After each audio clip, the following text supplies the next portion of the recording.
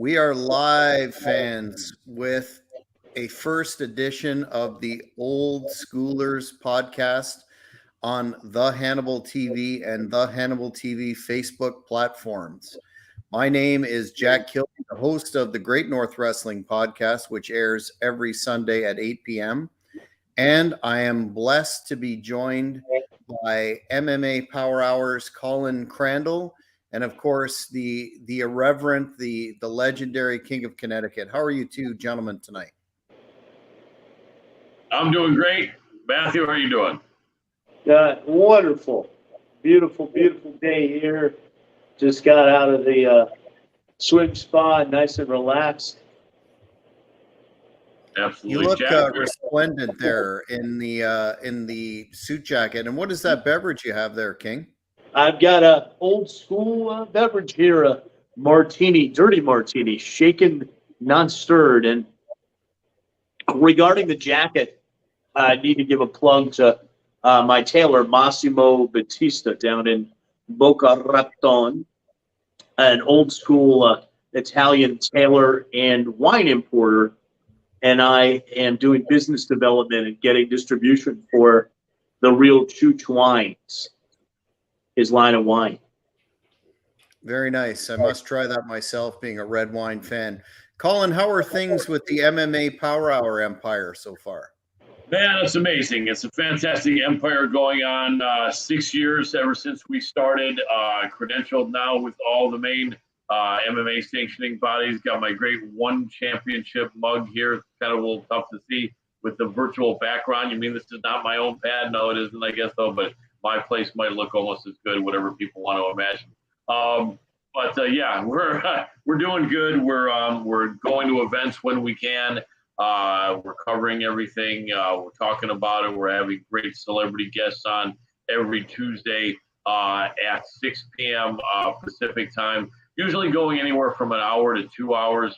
This last week we went for the full 2 hours on the Hannibal TV with three great MMA guests, two legends and one up-and-comer, and broke down this Saturday's UFC card. And, just a lot of great chat and getting to know a lot of the people that are significant in the world of MMA fighting today. Excellent. Thank you very much for your content on the Hannibal TV. It's very popular. But as we come to the main event for why we're here today, it's the Old Schoolers podcast.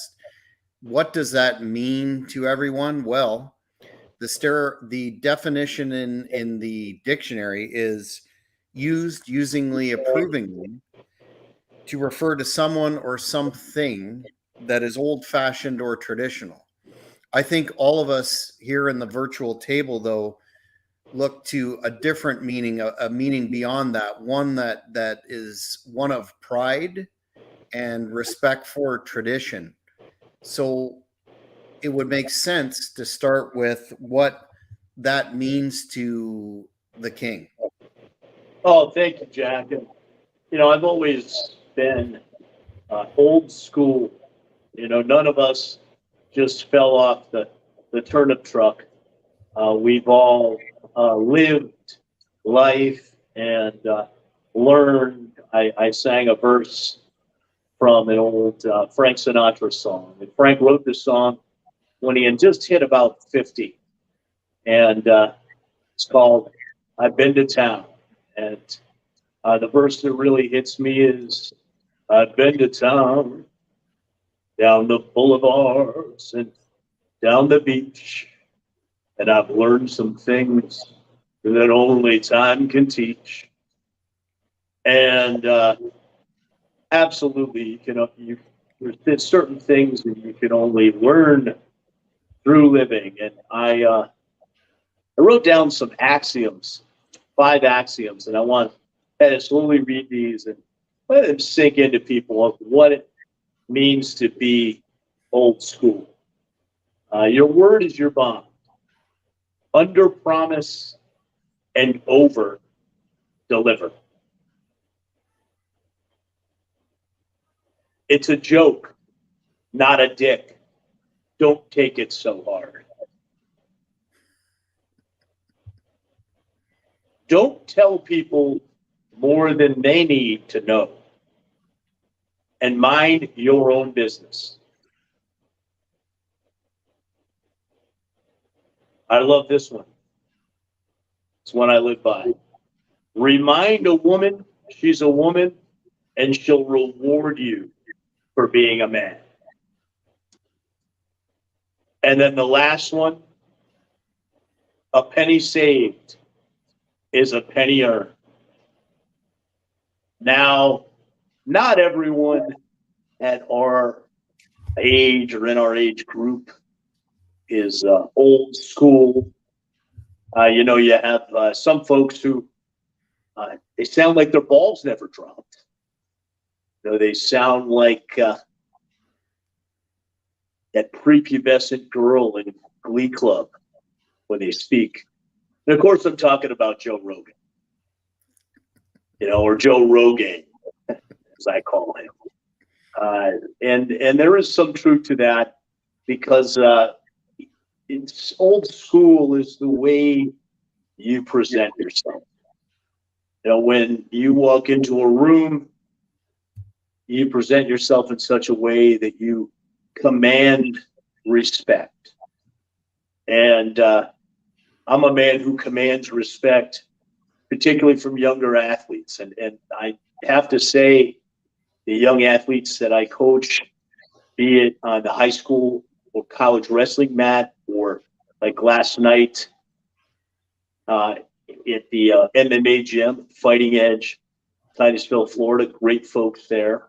We got that figure 4 leg lock technique that we were talking about shot there. They treat me with tremendous respect. And I'd say they're old school. They understand respect. So old school isn't always about age. And I just want to tell one story before I kind of throw it to Colin Crandall, the host of the great MMA Power Hour, the esteemed Crandall. Back about 13 years ago, I was coaching. I had taken over the coaching for a gym called Capo MMA. The owner, Richie Giametto, went back up to New Jersey. And I always joked that Richie recruited not from Penn State, which had so many great wrestlers, but from the state Penn. And at that time, a story that I'll always remember, I had 2 heavyweight fighters there. One was a black gangbanger right out of prison, and the other heavyweight was also right out of prison, a prison in Florida. And he was very prideful of the fact that he was the head in that prison of the Aryan Brotherhood or Aryan Nation. I don't recall exactly which one. But we'd meander over to Mr. Lucky's after training, which was a strip club right in the same plaza of Columbia, South Carolina, as the gym. And I was joking with this guy, if I recall, I believe his name was Shane. And I was kind of just cracking jokes with him and being old school and saying, yeah, I know you're not going to like this place because it's a little cloudy. The strippers are all South American and African American women, before I'd say, black women.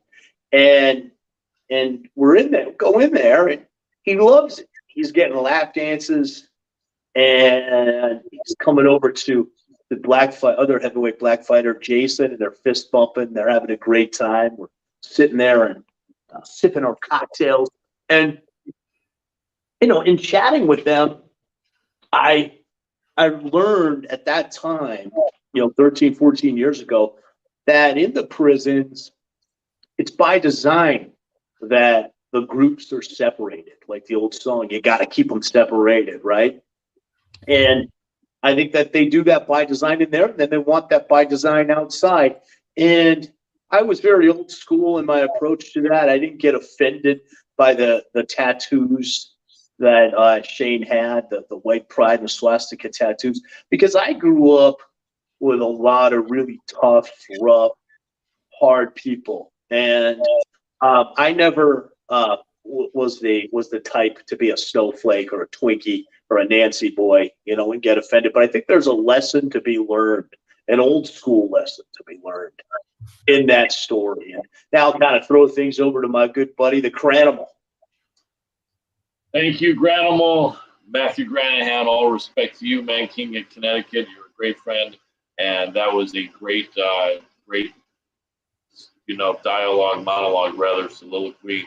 And I'm going to try to not look like cold dog crap compared to that. But you are the king after all, and I'm going to try to come up with something. But, yeah, you hit the nail on the head as far as old school, man. I know you and I talk about that occasionally.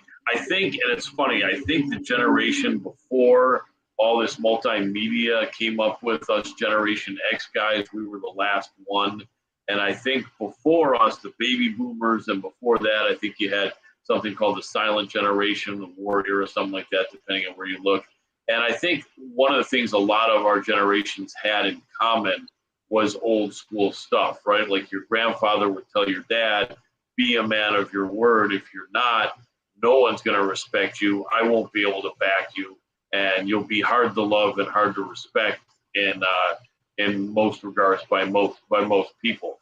Do what you say you're going to do, and be fair, but be strong, and don't be a snowflake. Everyone's offended nowadays. I mean, offended. When was the last time, as a man, we ever heard about being offended? Our dad, our grandpa never ever said anything about, well, you know, hopefully you won't be offended. Only girls got offended. And nowadays, guys are getting offended all the time and canceling all this bullshit. And so I think that that the one thing being old school means is you have that character. You learn from your dad and your grandfather, you know, to be a man, keep your word, do what you say you're going to do, and be there and support people that support you, and take care of your family, and don't cry. You know what I mean? I think that one of the things that I like, finally, is the only good thing I'm seeing that this younger generation is coming up with, is finally I'm seeing some videos from women saying, hey, look, men have it way tougher than us. For years, women were walking around saying, oh, my life is so hard, being a man is so easy. Are you kidding me? If you're a man and you fall, no one's picking you up but yourself. If you're a man and you don't have money for food, you don't eat. If you're a man and you're kicked out of your house, your parents are probably not alive, and even if they are, you're not really going to go back there and stay with them. All these things are available for women, not for men, and I think the good thing now is women are noticing it. I see that great comment that, yeah, the media does breed weakness.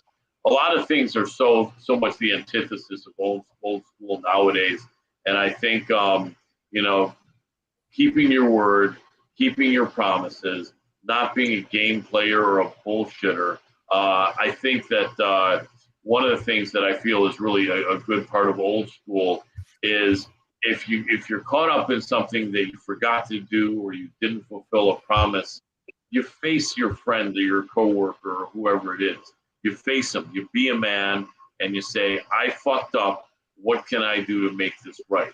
I think nowadays what a lot of the younger generation is doing is, if I screwed up on something, the way to deal with it is avoid the telephone calls or messages from the person that I screwed up on, and then probably they'll go away. Or it's kind of like, I like to think of the old ostrich theory. Put your head in the sand, put your hands over your face like when you're a kid, and no one will see you. And the reality is, we know that's a crock of shit. You know what I mean? And so I think just being accountable, dealing with consequences, and being able to just keep on doing what you're doing. I think that that one of the things that our society is doing is starting to fall apart by the fact that everyone is now saying, I need a safe place or I'm traumatized. I'm not saying you can't have feelings, but you gotta. We need old school guys to keep leading this country. And I think even if we're getting up there in age, if this younger generation doesn't embrace the old school stuff that we're talking about, then we in our 70s or in our 80s may still have to be leading this country, because the next generations don't know enough about what it takes to be a man and be strong and be old school. And hopefully it won't be the case, because at some point you deserve to be able to rest and not have to worry about leading it. But I think leading by example is what we want to do. And just being old school in all those regards is important to me, and I think, I don't know if that's enough time, or do I have more time to fill? If so, I'll keep on improvising. But Jack, you want to jump in? What's your thought? Well, I wanted to ask a question based on your presentation that I was going to address with our panel, and that being, you touched on it succinctly, but I think that we need to speak to what has been referred to as the war on being a man, Yeah. and the whole toxic masculinity that in my opinion, and these are only my opinion and no one else's, has been co-opted by the media and companies like Gillette to line their pockets, to the point where I really feel for the younger men and boys coming up in the modern era, and what psychological impact that has, that they're being taught at a very early age that the traditional old school male values, if you will, are ones that should be inherently discarded, and we end up with a lost generation, so to speak. So just wanted both yours, Colin, and King's view on this toxic masculinity catchphrase. King, why don't I let you take that first, and I'll jump in after. Yeah, I was actually a guest on the show Toxic Masculinity with my good buddy Dan the Beast Severn and Don Fry, and I'm going back on there with an old school guy, Dan Theodore the Wolfman, and I are going on there together, coming up, and I embrace toxic masculinity.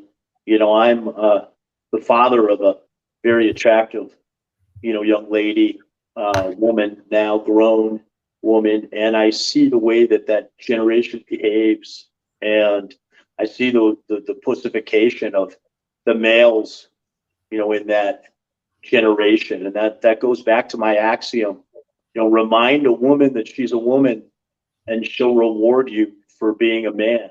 Women want you to treat them like women. They want you to open the door and to be respectful, and also to be strong, and to be powerful, and to compliment them, and to be fearless. And those are all traits of a real man. Fearlessness being one of the major traits. Your king doesn't apologize, and that's another thing that this young generation and this so-called cancel culture, nobody can be canceled. That's a myth. It's an absolute myth. No one has the power to cancel you. You've got to be a man. You got to have stones, and you've got to present yourself, like I said, present yourself a certain way. Command respect.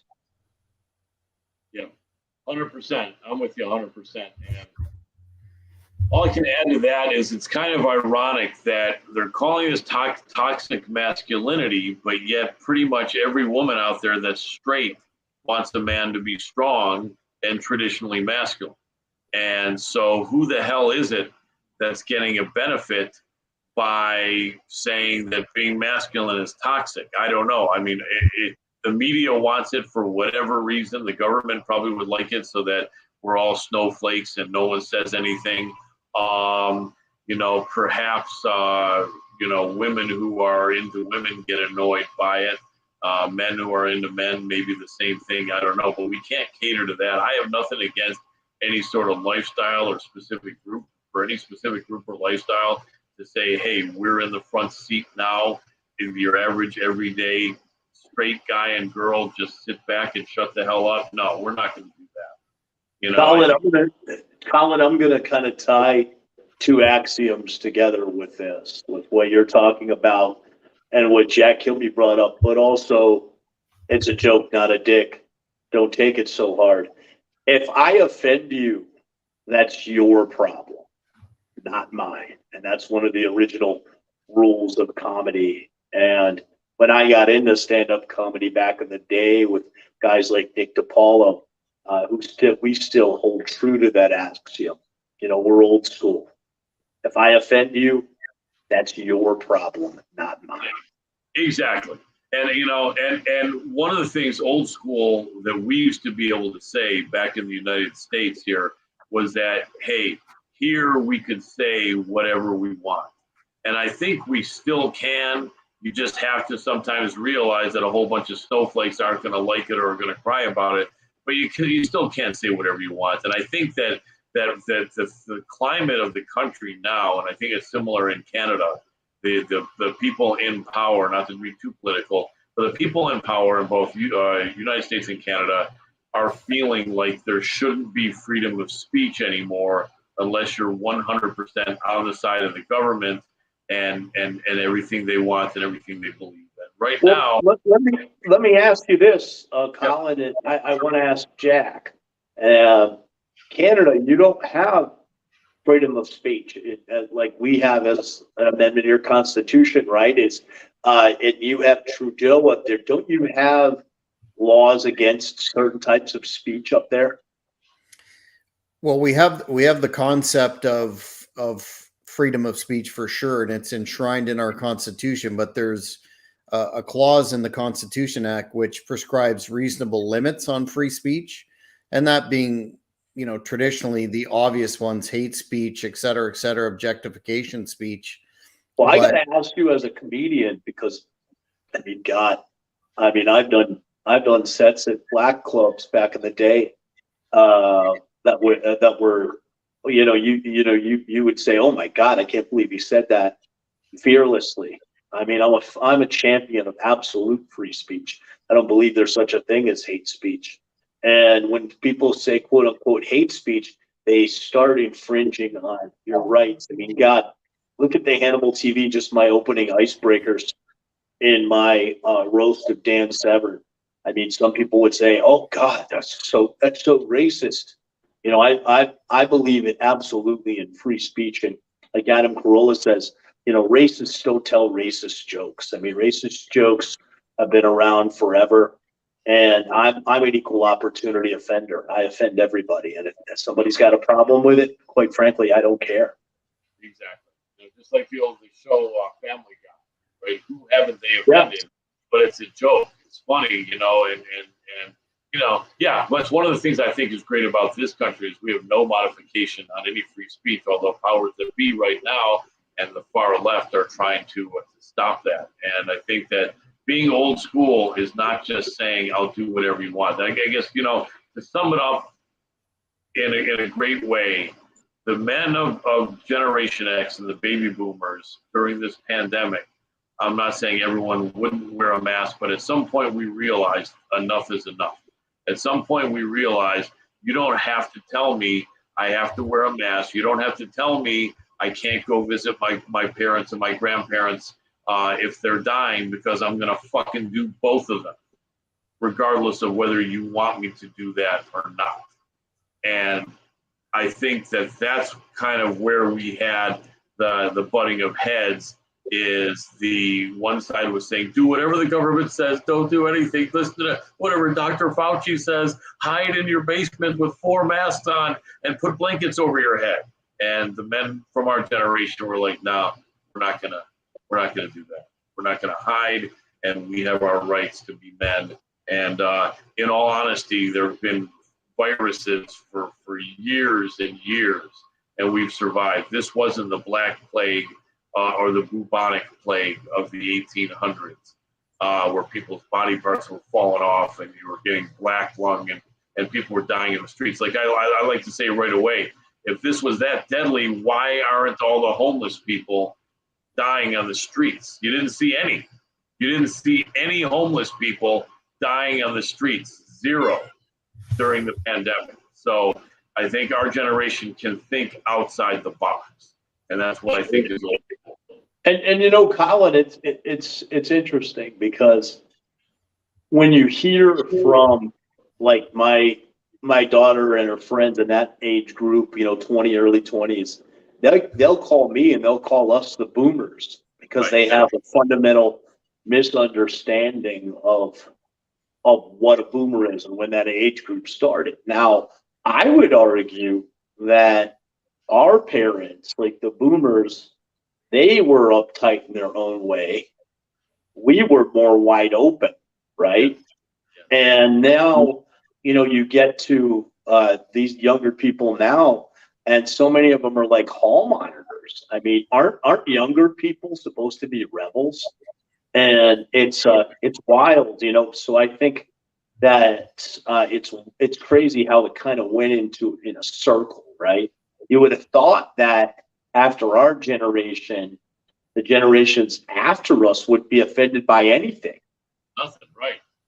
They would have been more rebellious, more free. That's how it should have been. I mean, that's how we've become, how Generation X has become. But now the millennials and Gen Z, it's like they're the anti-free. It's about anti-freedom. It's not about anti-establishment. It's pro-establishment. And you know what I think? You know why I think that is? And I don't know about education system in Canada, but I think that's by design here in the United States with our education system. Yes. They're turning out robots. Yeah. They're programming them. It's not reading, writing, and arithmetic. They're teaching them the critical race theory. They're teaching them to hate their parents, and they're teaching them about all this trans-testicle stuff. And to me, it's like, it's by design. It's by design, and I don't even do stand up anymore. Last time I did stand up at a club in Columbia, South Carolina. It was not long after I'd done that roast that's on here for Dan Severn, and I started a tour that I was calling it the Insensitivity Training Comedy Tour, and I did a comedy club with Tammy Pescatelli. That's a pretty well-known comedian in Columbia, South Carolina. I just plugged it. She's doing a show with Dolph Ziggler, and I get so much heat from these snowflakes and Nancy boys, after my set, that I said, "Look, man, I'm not doing this anymore." Yeah.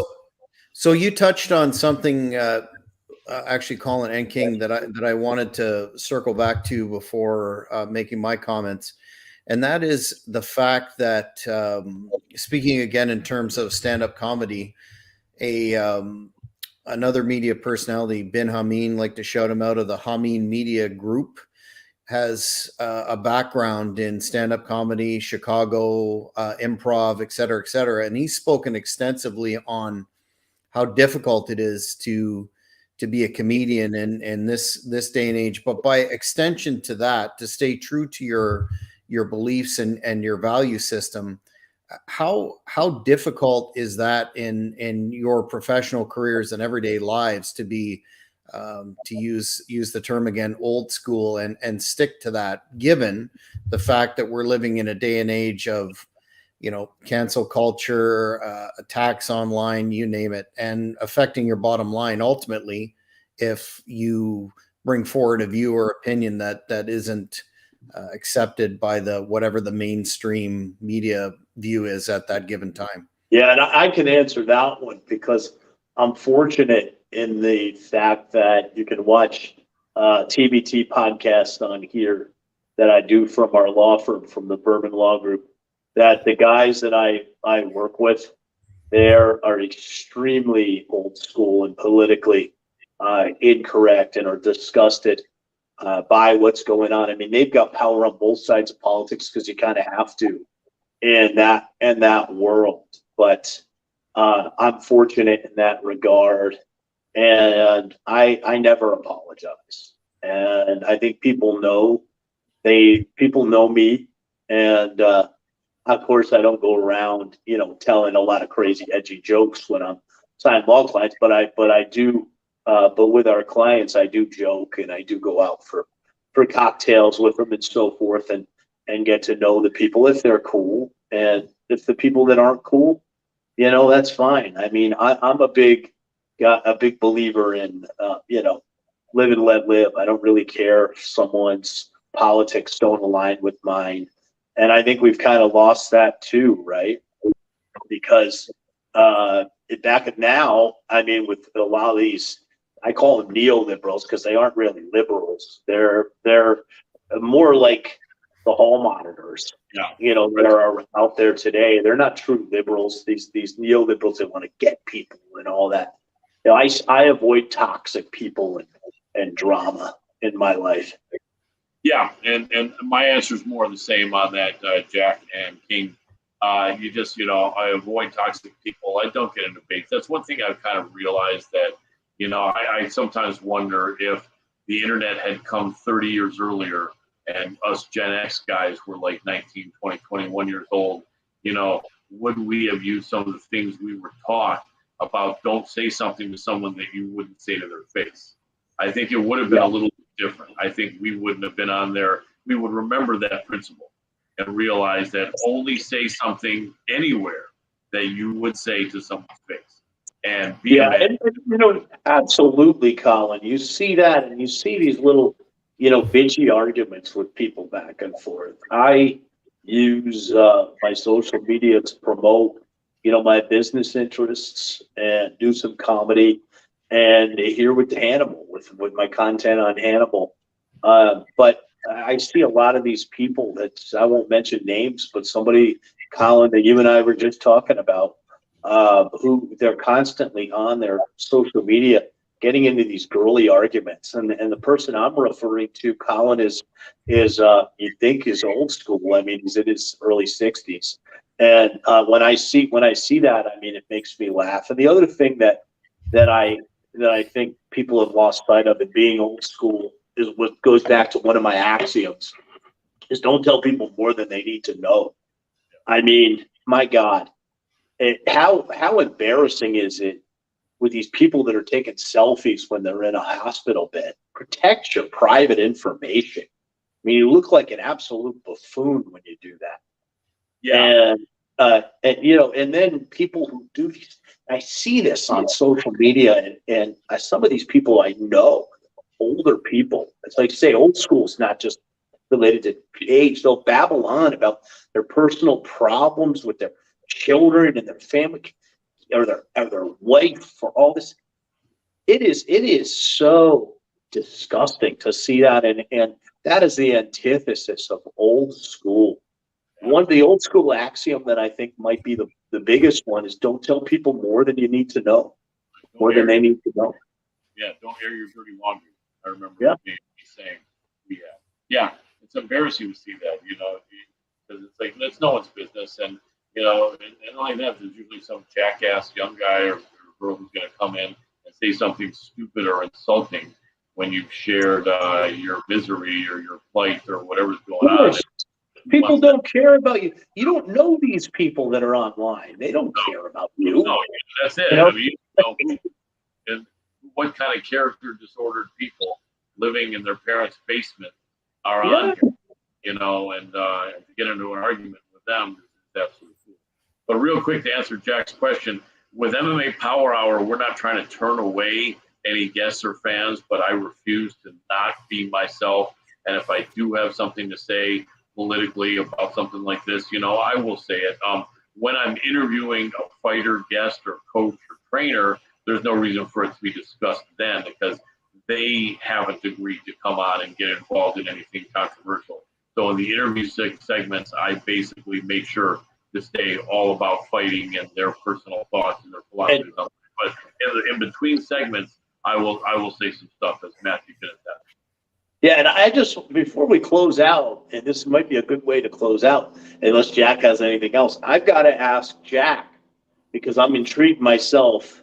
Colin and I were kind of talking about this idea for this show, and then we talked, is the name of the show, is it called Old Schoolers, or is it going to be called Old School Shooters? I don't think they're mutually exclusive. Old school dudes shooting, telling it like it is. Because so Jack, the reason I asked that is because I want to help this show succeed, and got great ideas, for guests. When you hear shooters, I didn't know if you meant pro wrestling shooters, and in that regard, those were MMA shooters, or even to add to that, some of the folks like Larry Matza, who co-hosts with Colin, or Johnny A, like old gangster shooters. So I didn't know where you were going with that, with a concept as far as the name of the show. It's kind of a double entendre, right? It's like shooters in terms of MMA and wrestling, but also those that tell it like it is, that are real deals, that shoot from the hip, so to speak.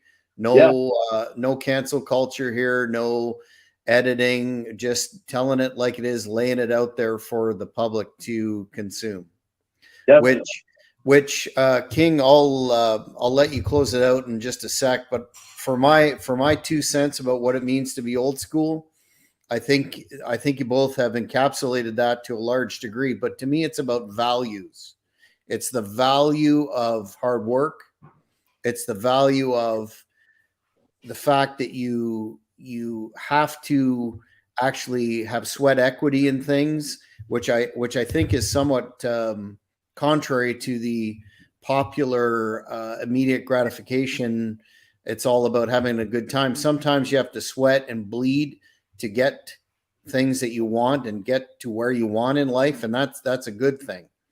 But most of all, I think old school, and I see it in both spheres of my personal and professional life, is respect. Yes. And the keyboard warrior phenomenon, Colin, you talked about, I have zero respect for individuals that will use the cover of anonymity to take shots at people that there's no way, to quote Harley Race, on God's green earth, that they would make those statements in public, or to a person's face. So I think the culture as a whole has become very disrespectful.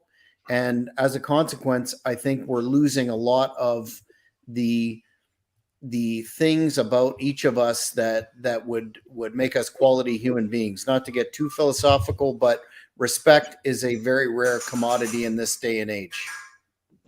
Absolutely, Jack. And I just want to say, in that regard, I enjoy, it's kind of a double-edged sword for me, because having been a heel on this channel for the last 6 years, and we talked about it with, I have no idea how many videos, highly viewed commentaries. I always get a kick out of reading the comments from the marks, and in their I love being a heel, and I think that's something that's old school too, that's been lost in professional wrestling and combat sports in general, is just loving being a heel. But when I go back to the axioms, and I want to go back to these axioms to kind of close out, I think the two biggest ones are your word is your bond, and under promise and over deliver, because that's the respect factor that Jack talked about. And that's so important, and that's so frustrating when people don't honor their commitments and honor their bonds. And I think the other big, and I love all these axioms, but I think don't tell people more than they need to know, and mind your own business for the reasons we explained. Those would be my top two axioms when it comes to being old school. And I want to say cheers to old school, and thank you to you guys. Jack, it was an absolute pleasure. Absolutely. Thank you, King. And Colin, do you have any parting words of wisdom before we go? Sure. It's hard to add because the King is hitting everything I feel. I know we're three birds of a feather, so it's good that we're flocking together, as they say. Yeah. Be a person of your word. It's not too late for women to start to do that as well. The onus may not be on you as much as us, but if you're watching, we're not women haters here whatsoever. But I think the woman of today can be feminine, sweet, and respectful, as well as hardworking, but also start to follow the adages that hopefully they saw their brothers and their dad doing. Is do what you say you're going to do, and make sure you go to the end of the earth to do it, even if it's tough. Not always going to be easy to keep your word, but make sure that you make it a really, really high priority. And don't run away from your problems. Don't hide from people that you've wronged. Own up to it, and be a person that you would want your child to be if you have kids. Just be the best you can be, and I think people will appreciate you, and your life will be better.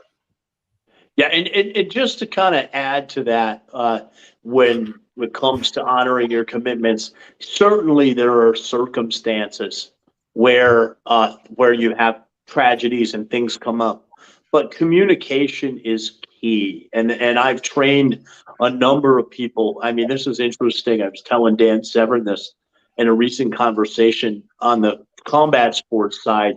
I've been coaching wrestling for 32 years, coaching.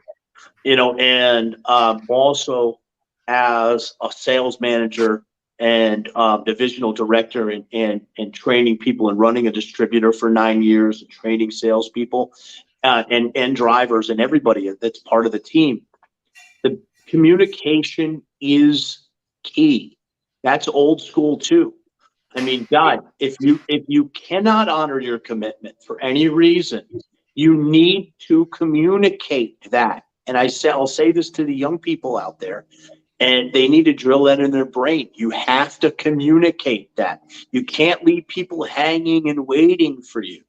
Colin and I know it's not an age thing. It's being old school, because there's older folks, that are 50 or in their 50s that don't honor their commitments and leave people hanging. And to me, that's unacceptable. That unless you're dead in a ditch, and you can't get to a phone, communicate.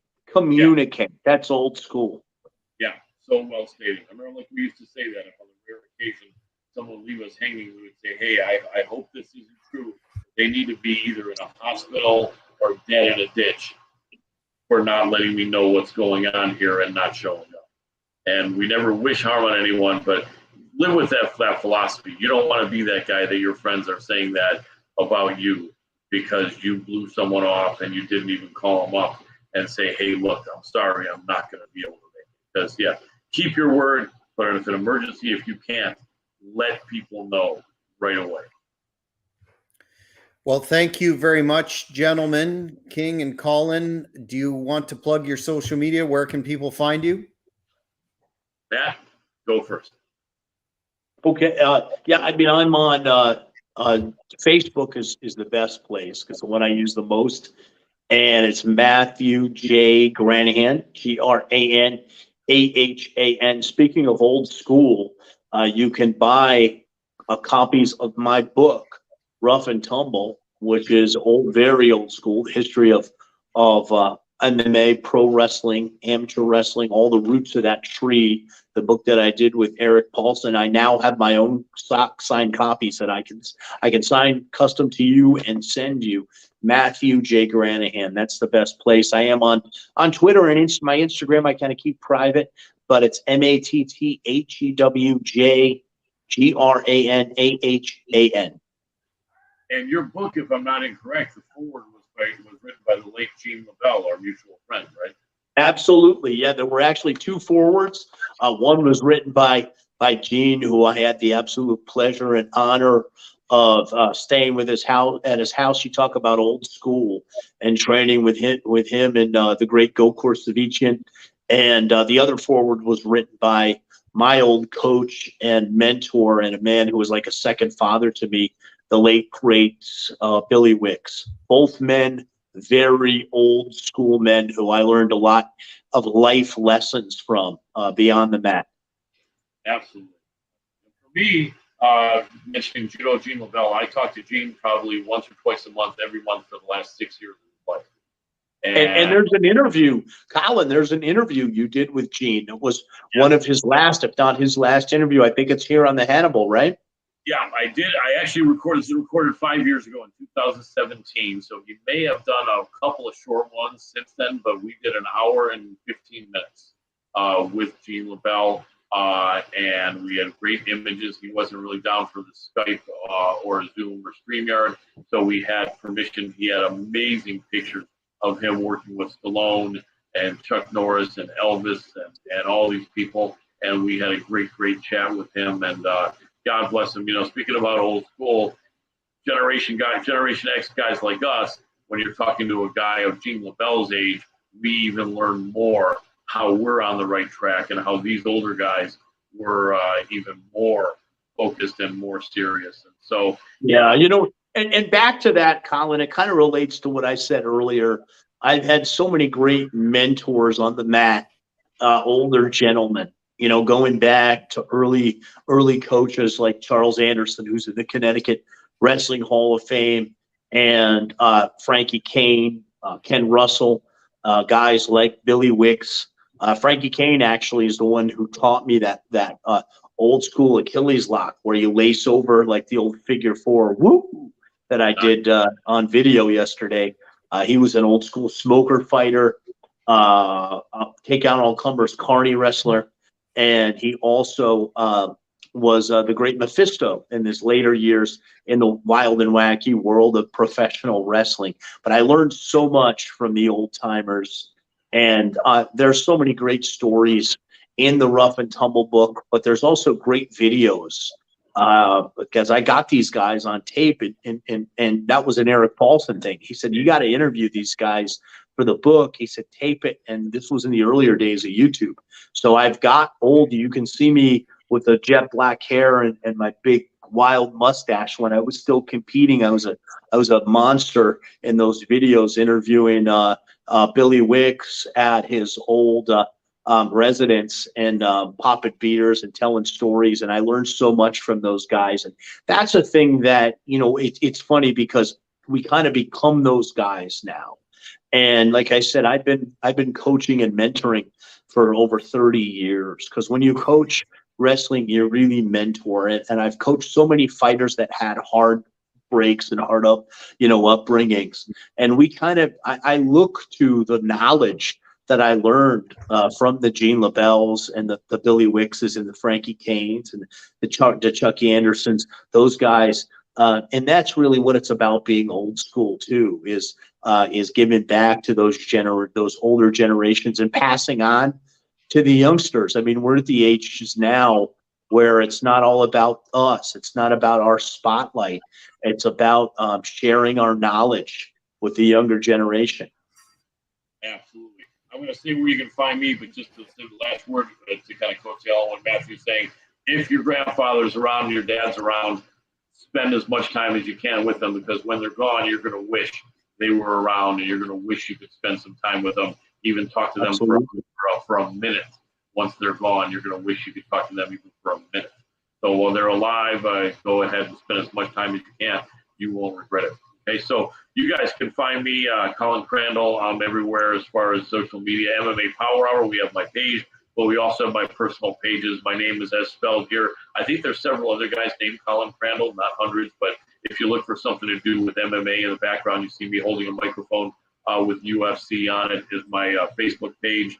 I think Instagram and Twitter, you have Colin Crandall MMA on both. I think one of them you have two. One is like Colin Crandall 33, and then it's Colin Crandall MMA app or something like that. But look for that stuff and hit me up to talk MMA anytime. And appreciate your support. We're trying to get MMA Power Hour rocking. So if you want to watch a great show and support someone that has integrity, that's old school. One thing that's really old school that all three of us are involved in now, and I don't want to neglect mentioning this, is Shoot Pro Wrestling. You want to talk about old school? It's going to be a very old school grappling promotion. Watch the ad that Forrest Griffin and Stephan Bonnar did recently. Colin's going to be doing booking and matchmaking. It's Jack Kilby here. We've got with Hannibal TV, we've got a lot of great things in the works. Jake Shannon is extremely old school. I do a lot of podcasts now with Jake. We're going on one for Dan Severn's, one of Dan Severn's proteges, my old nemesis, Adam Newsom's podcast. We're going to be recording in a couple days. And Shoot Pro Wrestling is very old school. check it out. A lot of great things coming. Absolutely. It's gonna be exciting as hell. Well, thanks again, gentlemen and fans. I guess it's time to hit the King's tagline for this podcast. And that Yes, is, have y'all heard the joke? The great joke that's been going around lately? Colin, you might have heard this one. What's 240 pounds? Dashingly handsome and disappears in an instant. thanks, fans. Thank you for joining the first edition of Old Schools. And the tagline from the King is Silver Sages Spreading Wisdom for the Ages. Take care. That's it. Peace.